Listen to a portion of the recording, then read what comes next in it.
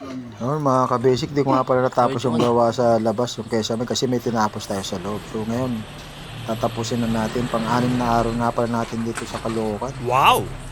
So yan, pinalitan natin yung dulo ng artifice kasi wala ng bulok na rin. Yung parte lang naman yan, kasi dyan may tumutulo malakas. Kaya dyan lang yung area na nabulok. So yun, pakatapos natin na naman. Siyempre, menasila natin agad Kailan yan. gagawin mo ngayon pa? Siyempre mga ka-basic, Kailan bural gagawin mo yan ngayon? para mabilis matuyo.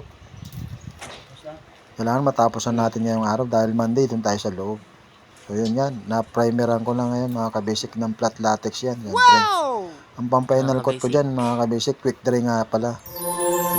Pero na-primeran natin ng latex yan. Siyempre, so yan na.